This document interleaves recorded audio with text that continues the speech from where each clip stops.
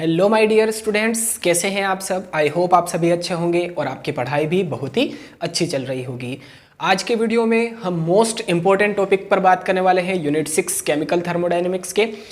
आज हम बात करेंगे second law of thermodynamics, third law of thermodynamics and 0th law of thermodynamics. ठीक है, तो प्लीज़ गाइज फोकस के साथ में ध्यान से वीडियो को एंड तक देखना है, बहुत ही ज़्यादा इंपॉर्टेंट है आपकी एग्जाम के पॉइंट ऑफ व्यू से।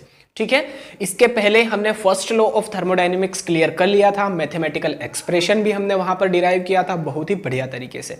ठीक है, वीडियो नहीं देखा है फर्स्ट लॉ वाला तो डिस्क्रिप्शन बॉक्स में लिंक गिवन है, आप जाइए चेक कीजिए और वो वीडियो देख लीजिए, इंपॉर्टेंट है आपकी एग्जाम के लिए। ठीक है, चलिए अब फर्स्ट लॉ जो था वो था कंजर्वेशन ऑफ एनर्जी, है ना। मतलब कि एनर्जी को ना तो हम बना सकते हैं ना ही हम डिस्ट्रॉय कर सकते हैं, उसको केवल एक फॉर्म से दूसरे फॉर्म में हम कन्वर्ट कर सकते हैं। ठीक है, तो ये फर्स्ट लॉ ऑफ थर्मोडायनेमिक्स था।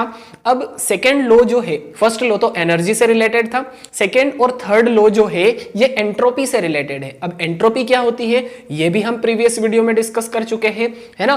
प्रीवियस वीडियो आप जरूर देख लीजिएगा। स्पॉन्टेनियस नॉन स्पॉन्टेनियस प्रोसेस क्या होती है ये भी इंपॉर्टेंट है इस वीडियो को समझने के लिए। ठीक है, तो यहां पर जो सेकेंड एंड थर्ड लॉ है वो एंट्रोपी और स्पॉन्टेनियस नॉन स्पॉन्टेनियस जो प्रोसेस है उससे रिलेटेड है। ठीक है, चलिए तो सेकेंड लॉ की डेफिनेशन जो है स्टेटमेंट वो हम देख लेते हैं। क्या लिखा है, the entropy of the universe is increasing continuously as a result of spontaneous process. ठीक है, अब जो यूनिवर्स की एंट्रोपी है, एंट्रोपी का मतलब क्या होता है ये हम प्रीवियस वीडियो में डिस्कस कर चुके हैं। ठीक है, एंट्रोपी का मतलब है कोई भी जो सिस्टम है उसमें डिसऑर्डरनेस कितना है ना, इरेगुलरिटी कितनी है, ठीक है, रैंडमनेस कितना है, तो उसको मेजर करने के लिए एक वर्ड है एंट्रोपी। ठीक है, तो जो यूनिवर्स की एंट्रोपी है वो कंटिन्यूअसली इंक्रीज हो रही है, किसके थ्रू, स्पॉन्टेनियस प्रोसेस के थ्रू। अब स्पॉन्टेनियस प्रोसेस क्या होती है ये भी हम पहले डिस्कस कर चुके हैं। स्पॉन्टेनियस प्रोसेस वो प्रोसेस होती है जो नेचुरली होती है, अपने आप होती है, विदाउट एनी एक्सटर्नल वर्क, है ना। हम कुछ एक्सटर्नल वर्क उसके ऊपर नहीं करते हैं, अपने आप जो होती है, जो प्रोसेस होती है अपने आप नेचर में, वही स्पॉन्टेनियस प्रोसेस होती है। जैसे कि फॉर एग्जांपल एक पेड़ के ऊपर आपने एक फल लगा हुआ देखा, अभी वो कच्चा है, 8 दिन बाद, 10 दिन बाद, 12 दिन बाद आप वापस जाएंगे देखेंगे तो वो फल पक जाएगा। अब हमने तो कुछ नहीं किया, है ना, हमने कोई न्यूट्रिएंट्स वगैरह कुछ भी हमने नहीं दिया, बाहर से कोई एक्सटर्नल हीट नहीं दी, वर्क नहीं किया उसके ऊपर, कुछ नहीं किया, वो अपने आप थोड़े दिनों बाद पक जाएगा या पक गया। ठीक है, तो ये होता है स्पॉन्टेनियस प्रोसेस, यानी कि हम कोई एक्सटर्नली काम नहीं कर रहे हैं उसके ऊपर, वो नेचुरली हो रहा है। तो इस टाइप की जो प्रोसेस होती है उनको स्पॉन्टेनियस प्रोसेस कहा जाता है। ठीक है, तो जो यूनिवर्स की एंट्रोपी है वो कंटिन्यूअसली बढ़ रही है, इंक्रीज हो रही है स्पॉन्टेनियस प्रोसेस के थ्रू। ये है सेकेंड लॉ ऑफ थर्मोडायनेमिक्स का स्टेटमेंट। अब इसको एक्सप्लेन करने के लिए अलग अलग साइंटिस्ट ने अपना अलग अलग स्टेटमेंट दिया था। तो 3 साइंटिस्ट थे, क्लॉसियस, केल्विन प्लैंक और केल्विन। इन्होंने अपना अपना स्टेटमेंट दिया, एक एक करके हम समझते हैं, बहुत ही बढ़िया तरीके से क्लियर होगा। ठीक है, चलिए फर्स्ट स्टेटमेंट है क्लॉसियस का।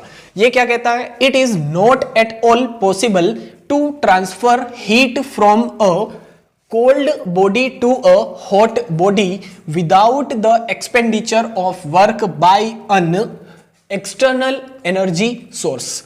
ठीक है, अब देखिए ये बात तो कॉमन सेंस वाली है कि जो हॉटर बॉडी होती है उससे कूलर बॉडी की तरफ जो हीट का ट्रांसफर है वो जनरली देखने को मिलता है हमें। ठीक है, देखिए सपोज कीजिए कि ये एक हॉट बॉडी है, ठीक है, ये एक हॉट बॉडी है और एक ये कोल्ड बॉडी है। ठीक है, मैं यहां पर लिख देता हूं, ये है हॉट बॉडी और ये है कोल्ड बॉडी। अब जनरली क्या होता है, हॉट से कोल्ड की तरफ जो हीट का ट्रांसफर है, क्यू का ट्रांसफर है, वो होता है ना, सभी को पता है, हॉट से कोल्ड की तरफ। जैसे कि लोहे की एक रोड को हम एक सिरे पर गर्म करेंगे, एक एंड पर गर्म करेंगे, तो जो दूसरा एंड है उसको छूने पर, उसको टच करने पर भी हमें थोड़ा सा गरम गरम फील होगा। ठीक है, हमने उस सिरे को तो गर्म नहीं किया, हमने उस दूसरे वाले सिरे को गर्म किया, पर होता क्या है, हॉट से कोल्ड की तरफ जो हीट का ट्रांसफर है वो जनरली होता है। तो यहां पर हॉट से कोल्ड की तरफ जो हीट का ट्रांसफर है वो देखने को मिलता है। पर यहां पर ये जो क्लॉसियस का स्टेटमेंट है वो क्या कह रहा है कि कोल्ड बॉडी से हॉट बॉडी की तरफ जो हीट का ट्रांसफर है वो बिल्कुल नहीं होता है। क्या लिखा है? It is not at all possible to transfer heat from a cold body to a hot body. ऐसा तो होता है ना, ऐसा नेचुरली होता है, पर ऐसा नहीं हो सकता कि कोल्ड से हॉट की तरफ हीट का ट्रांसफर हो, है ना। एरो जो है उसका डायरेक्शन देखिए, पहले हॉट से कोल्ड की तरफ जा रहा था एरो, अब कोल्ड से हॉट की तरफ आ रहा है। तो ऐसा नहीं हो सकता है कि कोल्ड से हॉट की तरफ हीट का ट्रांसफर हो। ये तभी पॉसिबल है जब हम एक्सटर्नली उसके ऊपर वर्क करें, कुछ काम करें, ठीक है, उसको एनर्जी प्रोवाइड करें। अब इसका एक बेस्ट एग्जांपल है हमारी डेली लाइफ से रिलेटेड, सभी के घर में होगा आई थिंक, फ्रिज, रेफ्रिजरेटर। अब रेफ्रिजरेटर में क्या होता है, हम कोई बाहर से चीज रखते हैं, वो गर्म होती है, रेफ्रिजरेटर का जो इन्वायरमेंट है वो ठंडा होता है ना, कोल्ड होता है। तो जो गर्म चीज है वो रेफ्रिजरेटर में रखने के बाद में ठंडी हो जाती है। तो यहां पर तो उल्टा सिस्टम हो रहा है भैया, जो ठंडा है, ठंडी मतलब कोल्ड बॉडी है, उससे हॉट बॉडी की तरफ जो हीट का ट्रांसफर है वो हो रहा है। तो ये कब हो रहा है? जब हम एनर्जी सप्लाई करेंगे। भैया अगर फ्रिज का प्लग ही नहीं लगाया, स्विच ऑन ही नहीं किया तो कैसे होगा? ये बिल्कुल नहीं होगा, है ना। तो यहां पर जो क्लॉसियस का स्टेटमेंट है वो ये है कि कोल्ड बॉडी से हॉट बॉडी की तरफ हीट का ट्रांसफर तब तक नहीं हो सकता जब तक कि हम एक्सटर्नली कुछ काम ना करें, कुछ उसको एनर्जी प्रोवाइड ना करें, तब तक नहीं हो सकता है ना। अगर एक्सटर्नली हमने कुछ नहीं किया तो फिर जो नेचुरली होता है हॉट से कोल्ड की तरफ, वैसा ही हमें देखने को मिलेगा। ठीक है, फर्स्ट जो स्टेटमेंट है क्लॉसियस का, आई होप आपको अच्छे से क्लियर है। सेकंड देखते हैं केल्विन प्लैंक स्टेटमेंट। इसमें क्या लिखा है? It is impossible to construct a machine which has 100% efficiency. 100% efficiency से मतलब है कन्वर्ट 100% हीट इनटू वर्क, है ना।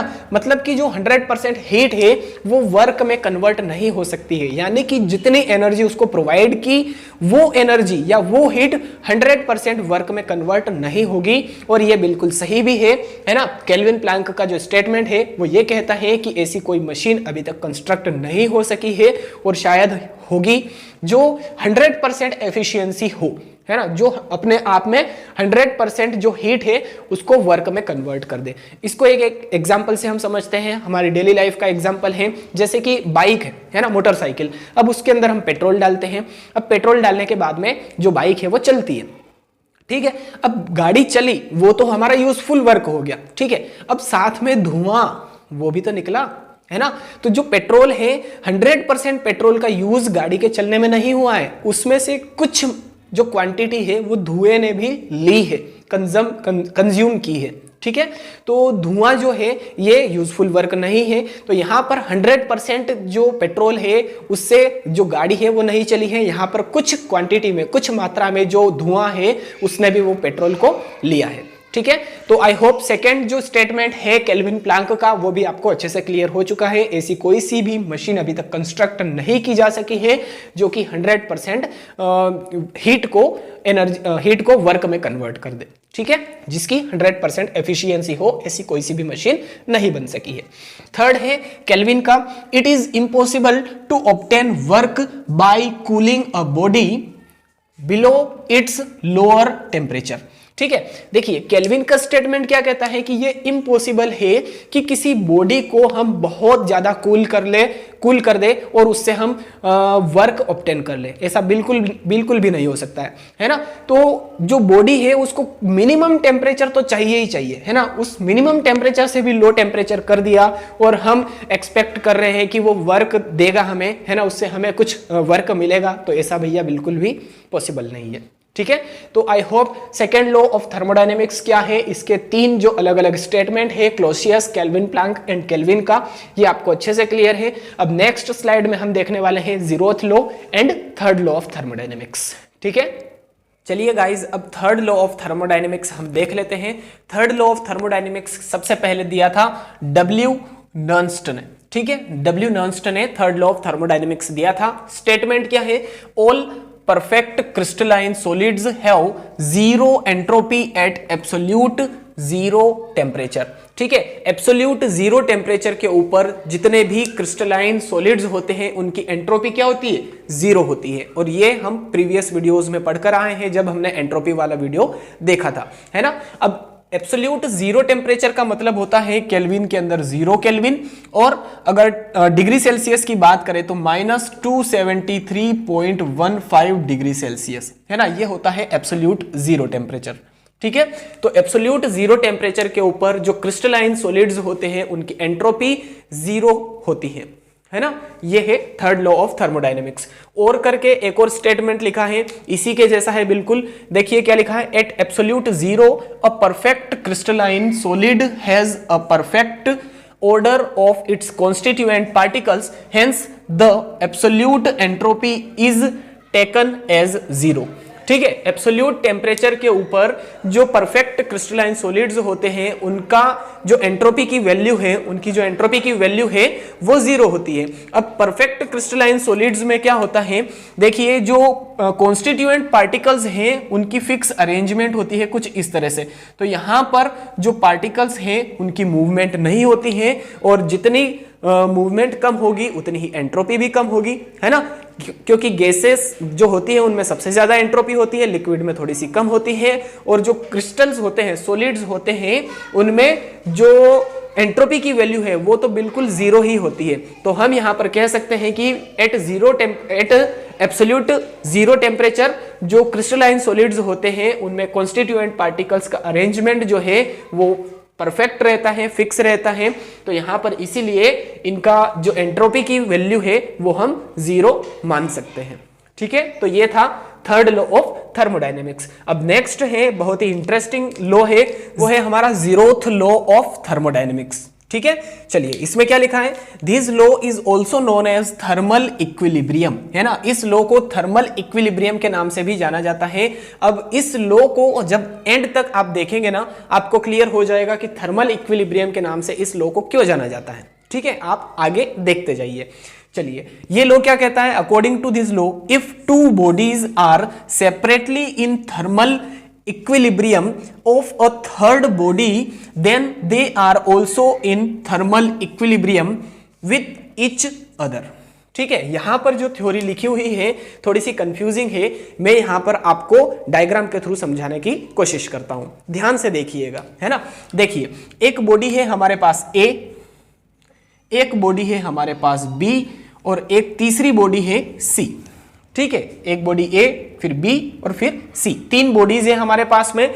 अब ये लॉ क्या कहता है कि A और B जो है ये थर्मल इक्विलिब्रियम में है। A और C मान लेते हैं, चलिए A और C जो है ये थर्मल इक्विलिब्रियम में है ना, थर्मल इक्विलिब्रियम में। अब थर्मल इक्विलिब्रियम से क्या मतलब है भैया, तो थर्मल इक्विलिब्रियम का मतलब ये होता है कि A और C दोनों जो बॉडीज है इनका टेम्परेचर सेम है ना, टेम्परेचर सेम है। इसका मतलब यह है कि ना तो A से हीट ट्रांसफर C को होगी और ना C से A को हीट ट्रांसफर होगी, है ना।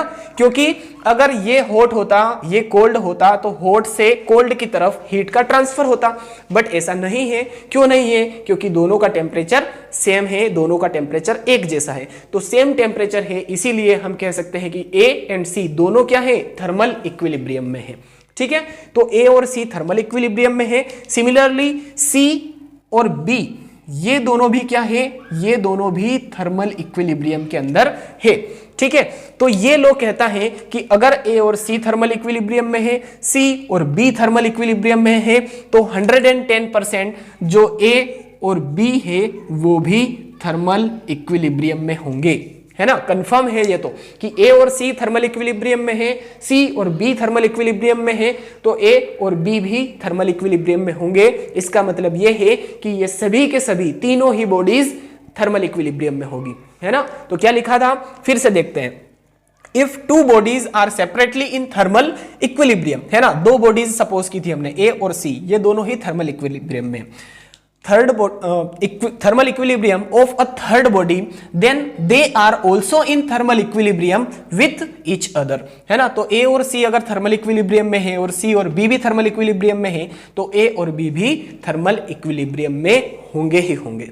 ठीक है, तो ये था थर्ड लॉ, थोड़ा सा कंफ्यूजिंग है बट इजी है। ठीक है, तो I hope second law, third law और जीरोथ लॉ ऑफ थर्मोडायनेमिक्स आपने बहुत ही बढ़िया तरीके से आज क्लियर कर लिए होंगे। देखिए कितने इजी एग्जांपल्स मैंने आपके लिए लिए हैं, बहुत ही अच्छी तरीके से मैंने मेरा 100% एफर्ट दिया है इस वीडियो को बनाने में, आपको समझाने में। तो प्लीज़ गाइज वीडियो देखने के बाद लाइक कीजिए, शेयर कीजिए अपने सभी दोस्तों के साथ में। चैनल पर पहली बार आए हैं तो सब्सक्राइब भी जरूर कर लीजिएगा। चलिए मिलते हैं अब नेक्स्ट वीडियो में। Till then thank you so much. जय हिंद।